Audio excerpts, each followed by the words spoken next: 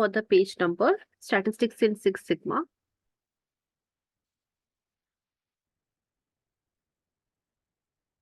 So we'll discuss some of the formulas here. Please study the formula, okay? Formula-based questions will come in the examination. So study the formulas.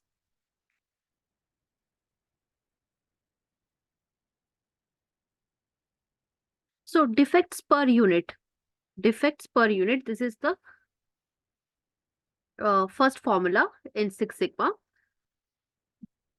From the name itself, you can kind of understand what it could mean. Okay, defects per unit. You have one unit of products that you have manufactured or one unit of services that you have given.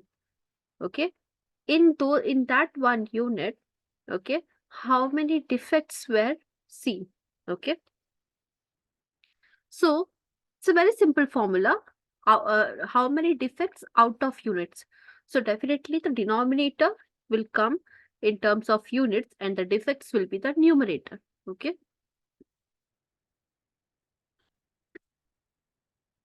So when you study about formulas in Six Sigma, defect, what do you mean by a defect? Okay.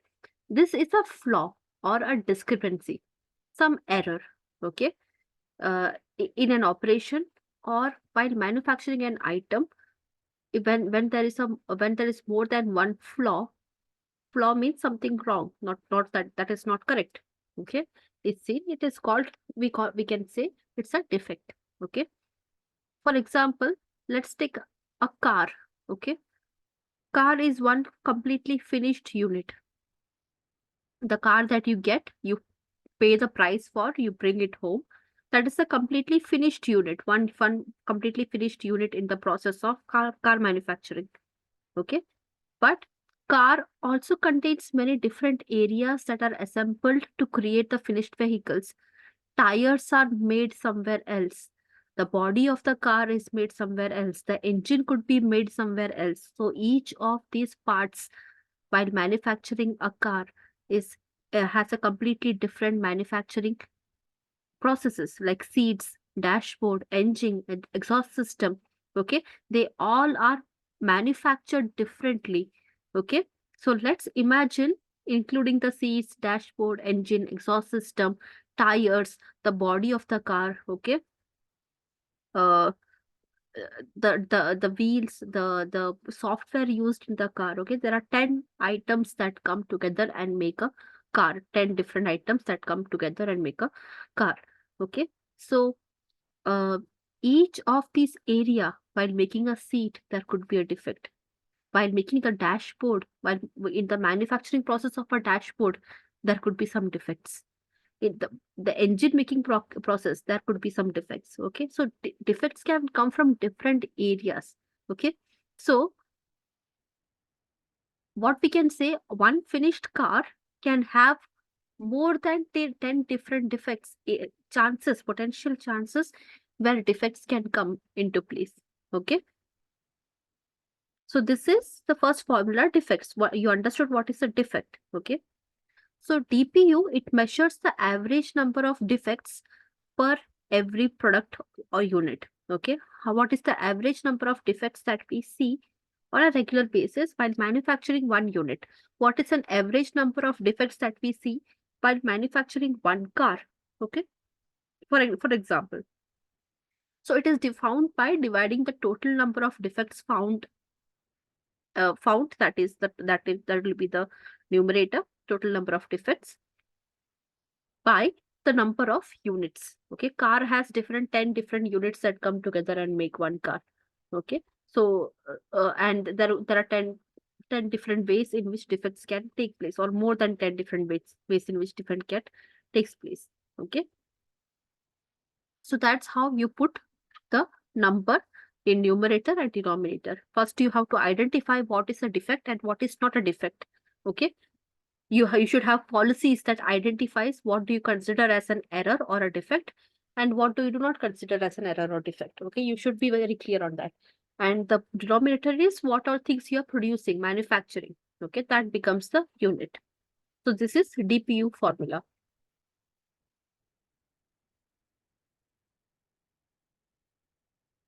Then we have total opportunities. When we talk about opportunities, okay, opportunities are uh, the areas in which a defect can take place. It doesn't mean it will always take place. Okay.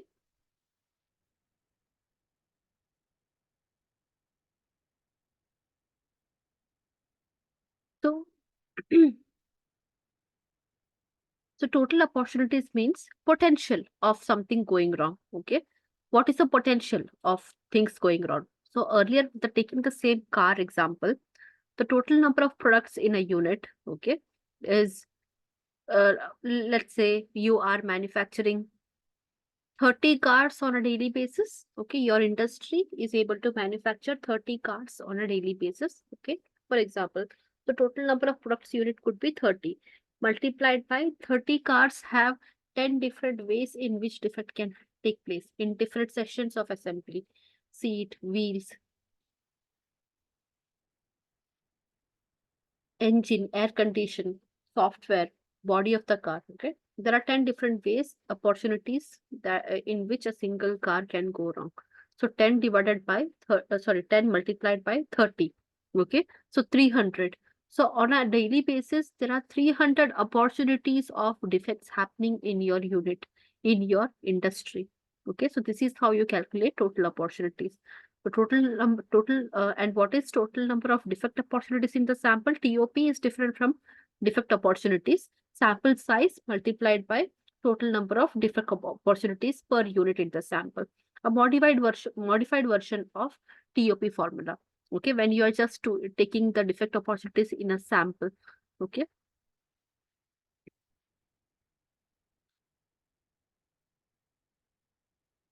Now the next formula is defects per opportunity, DPO.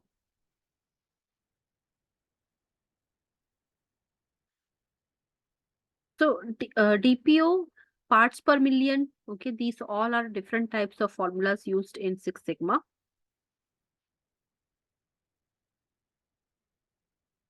So opportunity, as I mentioned, and we have discussed what is an defect. Opportunity means chance of committing error. Doesn't mean that you will always commit error. What all are the areas in which mistake can take place? Okay, 1 minute. What all are the areas in which an error or a defect can take place? Okay, that is defects per opportunity. That is opportunity, not defects per opportunity. Defects per opportunity means chances of things going wrong, chances of you to commit error, or chances of anything in the manufacturing process or the service process. Anything, the what chance does a process has where things can go wrong. Okay, and chances are what? They are just possibilities or probabilities. It's not sure that even if you there are 10 different chances where error can take place, it's not compulsory that 10 different errors will take place. Okay, it's a chance. So DPO, it is kind of a ratio. Okay, ratio of the number of defects in a sample to the total number of defect opportunities. Okay, how much defects have taken place? For example, on a daily basis, if you are a manufacturing unit, okay, 1,000 pens are made in your in your factory on a daily basis. 1,000 pens. Okay, so the denominator will be 1,000. Defects will be, you will actually count how many pens are defective. Okay, in the totality of 1,000 pens that you have manufactured, how many pens are sellable, how many are not sellable? If a pen is not sellable, means some defect has taken place. Some defect has taken place. Okay, so that will be the numerator. The non-sellable pens which you cannot sell, which has some errors. Okay, that is the numerator. The total number of pen that you have manufactured, okay, that becomes the denominator.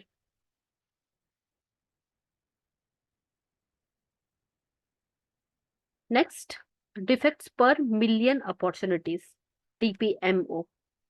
So when we talk about per million, we are exclusively talking about certain strategies in Six Sigma. Okay. Because even if you want to explain Six Sigma, the million concept is not far away from the definition of Sigma.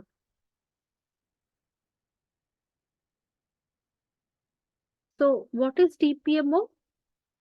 It's defects per million. Okay. And it is kind of a metric that is used in quality management as well as in Six Sigma. Okay. So what is the main meaning about DPMO? You have 1 million opportunities where things can go wrong. 1 million opportunities. And how many actually, how much of actual errors are taking place? How much of actual defects are taking place out of that 1 million opportunity that you have? That is the defects per million meaning, the meaning of this formula. So again, it is a ratio of the number of defects you see in a sample and to the number of defect opportunities that the sample production can have, multiplied by 1 million. 1 million is equals to 10 lakh. Okay, 1 million is equals to 10 lakh.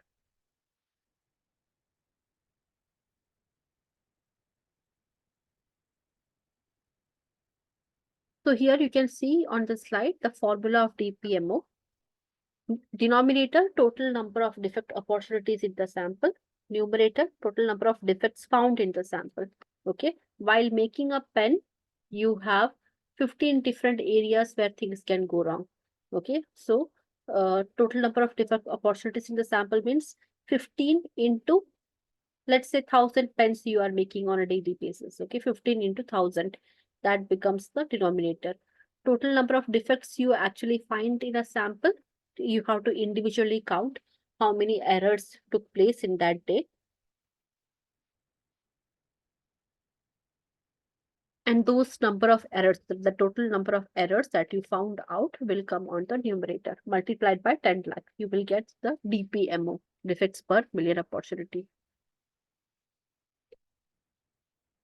So Six Sigma level, those who still don't understand the concept of Six Sigma, what do you actually mean by Six Sigma? So 1 Sigma level, you can see, just imagine a situation, 10 lakh products you are making. Okay. 10 lakh products you are making in your industry. But out of the 10 lakh, 6.9, 6 lakh 91,000 something. Okay. These are defective products. So just imagine 69% of whatever you make is defective, cannot be sold. That is 1 Sigma level. Okay. Coming to 2 Sigma level. Okay. 10 again, you produce 10 lakh articles. Okay. 10 lakh products are produced or 10 lakh different services are given. 31% of the services given or products produced are defective, cannot be sold. Okay. So that is 2 Sigma level. In 3 Sigma level, again 10 lakh services and products you are producing, just 6.7% are defective. A small amount. Okay. 6.7% could be defective. Remaining almost 93% of whatever you produce or whatever services you give are pretty good, are defect free, error free. So, like that, Six Sigma means what? 10 lakh products or services you produce or give. Okay, 10 lakh. But out of that 10 lakh, only 3.4 products or services are with errors. Remaining 99.99966%, whatever you have products produced or services that you have given is error free, defect free. This is Six Sigma. Okay. Is it clear to all? So far, is it clear to all?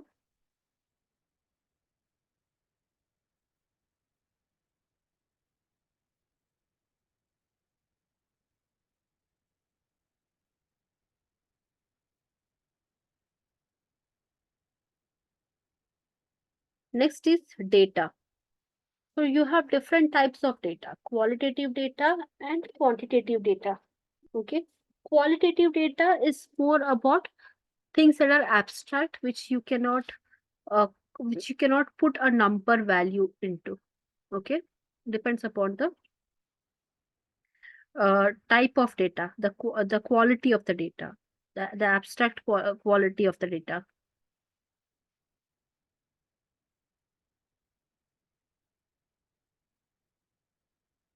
So qualitative data is more based on how you interpret whatever is given. Okay, it is more descriptive in nature. It is related to language and all. So that is qualitative data. But quantitative data, that is number based. It is countable, measurable, tangible. Okay. Quantitative data, when you can count things, you can answer the questions of how many, how much, how often. Okay. But when you are collecting qualitative data, you it can help you understand why, how, what of the situation. That is the main difference between qualitative and quantitative data.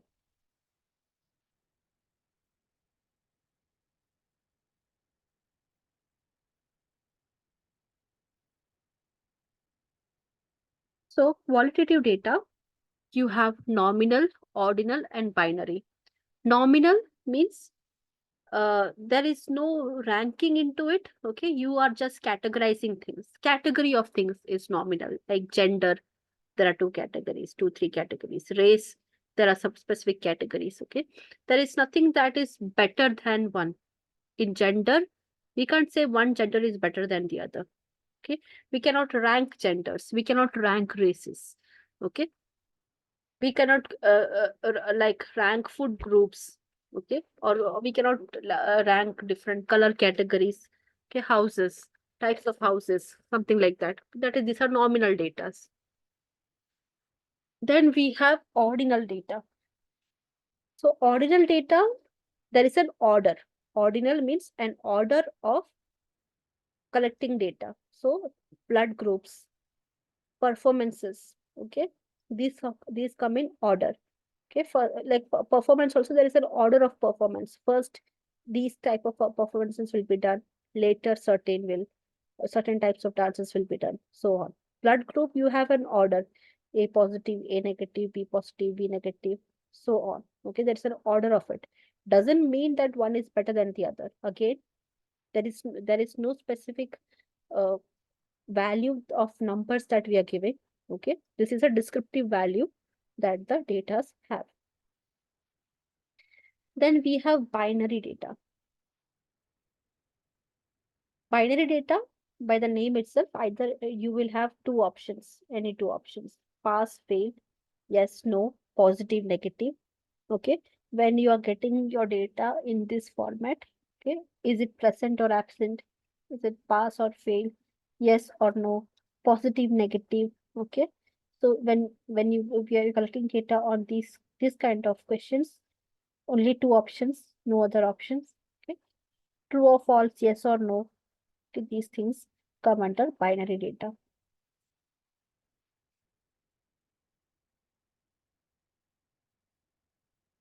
Then you have quantitative data, discrete data, and continuous. Discrete data is bar graph, continuous data is histogram. Discrete data, it's about categories, okay, which one the data cannot mix with each other. For example, you are collecting data about various cities of the world, okay, Tokyo, Beijing, New York, London, New Delhi, Mumbai, so on. Okay, these data cannot overlap. The data of Mumbai belongs to Mumbai. Okay, it cannot show you the trends of New York. So it's a bar graph. One bar will be about Mumbai, the other bar will be about New York, the third will be about Beijing, so on. So that is discrete data. It is not mixable. It will have a finite number. Okay, everything is based on counts. When you say how many students were absent today, you will not use the term 3.5 people were absent, 2.5 people were absent. You cannot say that. You have to keep discrete numbers. Decimals have no value here. Okay. Coming to continuous data, decimals have value. Okay. It can come in half, quarter, three-fourth. The values can come in that way also. So decimals have a value here. Okay. Anything that is continuous in nature that can be plotted on discrete data using histogram, okay, like your height, weight, okay. When there is an increase, it is a continuous increase. You don't directly jump from one to another. There is always a continuous increase in the height or weight, okay. You can't directly jump few centimeters and reach the top. You have to grow centimeter by centimeter. So every decimal will have a value here.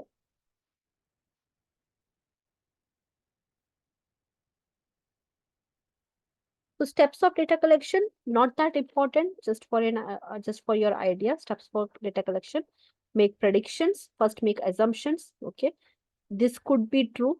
I have to use do my research to prove this statement or to disprove this statement. Okay, so that is predictions. When you make an objective, when you start your research, make assumptions first, and at the end, you will be either proving your assumptions right or proving your assumptions wrong. That is making predictions. Then write a questionnaire, because questionnaire could be a data collection tool. Then distribute the questionnaire. People will get the questionnaire, they will fill up the details, they'll fill up their opinions and knowledge. So data collection will take place. That is the third step. And finally, after data collection, make your results table. Put results into the table so it is more understandable. And to make it more convenient and easy, put the table into graphical form.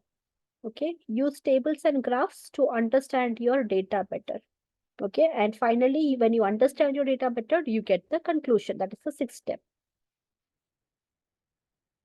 So methods of data collection, you have observation method. You just watch things, how it is, without your opinion running. You just collect the data as it is. Interview, you question people either face to face or on telephone. Questions will be given and it has to be answered. Questionnaire, a set of series of questions will be distributed either physically or digitally. Also, you can share link. Database is a secondary kind of data collection. If somebody else has collected the data, it is available on online or software or in some laboratories, no, sorry, libraries. You go there and you collect the data. So it's secondary kind of a data collection database. Then sampling, you have probability sampling and non-probability sampling. In probability sampling, everyone has an equal chance of getting selected in a research. Every subject. Okay. If you are going to do a research on patients in Apollo Hospital in your area, okay, every patient in Apollo Hospital has an equal chance of getting selected uh, in your research. Okay. And what is non-probability sampling? You will do the research on specific department. You will do the research on specific day. So not every patient will have equal opportunity or chance to get be part of the research. That is non-probability sampling. Okay. Convenience of the researcher is valued more here in non-probability sampling. So different types of sampling methods listed under, even in textbook listing is given. Just go through the listing, that is more than enough. Probability sampling has simple random sampling, systemic sampling, stratified, cluster, area, multi-stage. In non-probability, you have judgment sampling, convenience sampling, quota sampling, panel, snowball. Coming to the basic formulas that we use in statistics in Six Sigma: mean, median, mode, range. Okay, these are the basic, and normal distribution curve. Then mean means what? Average. Sum of the distribution, sum of the observation divided by number of observations. Okay, that will give you the average. So whatever is the sum of the observation, add all the numbers divided by the number of number of observations. Count the data, how many data you have got. And then you will get the average or mean. Then you have median. Median means the middlemost. Median means middlemost data. Okay. So if it is an even number, even set of observations that you have 8 to 10 set of observation, there is no specific middle number. Okay. So in that case, what we will do, we will 10, just imagine 10 is the number of observation. So 5 plus 6 divided by 2. Okay, fifth observation and sixth observation divided by 2. Arrange them in ascending order or descending order first, and then, okay, if the sum of the if the total number of observations is an odd number, like you have seven observations, 9 observations, already you have the middlemost number. Okay, in odd set of observations you have the middlemost number. In even set of observations you don't have the middlemost number, you have to add up the uh, fifth or the sixth number, or whatever is the mid part of that observation, number of observation, mid part, the part 1 and part 2 has to be added, addition, and then divided by 2. You will get the median of the set data range. And mode is the most common number or most repeated observation. How many times or an observation is repeated, the most number of times an observation is repeated, that becomes the mode. Then we have range. Range means the difference between the highest number of observation and the lowest number of observation. Okay, here in this set of group of observation, 9 is the highest, biggest number. 1 is the smallest number. What is the difference between 9 and 1? 8. So 8 is the range of this data set. Then we have normal distribution curve.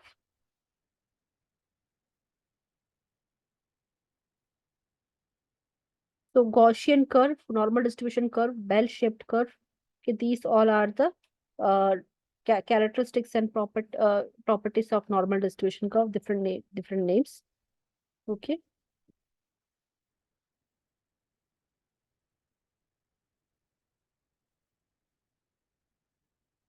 So when the mean, median, and mode, when you are given a set of data in which the mean, median, and mode, everything is the same. Okay, everything is the same number, which means you have a bell-shaped curve. It means when you put it on the when you put the details on a graph, you will get a bell-shaped curve. Okay. But you will see here the end of the bell-shaped curve on both the sides, it will not touch the x-axis. It will go straight. It will never touch the x-axis. The entire area which is covered under this nominal distribution curve is 1, equals to 1 unit. The entire area covered by the normal distribution curve is 1 unit. Okay. And the centermost line is the mean. Average is in the center. Majority of the data will be in the center. Okay. And till 1 standard deviation, 68% of the data is around 1 standard deviation plus or minus. 95% of data is under 2 standard deviation, 2 sigma, and 99% of the data is under 3/6 sigma. That is 99.7% of data is under 3 standard deviation. Okay, this is the normal distribution curve. 68% of the values, 68% of the data you have collected will come under 1 standard deviation. 95% of the data that you have collected comes under 2 standard deviation, and 99% of the data set you have collected comes under 3 standard deviation. So this is the normal distribution curve. Some characteristics are there. It will always be, if you cut it in half, it will overlap each other. Both the sides are same. There is no skewing. The graph will not go towards the left or right. It will be in the center because majority of the data is in the center. Okay. So that's about statistics in Six Sigma. If you have any queries,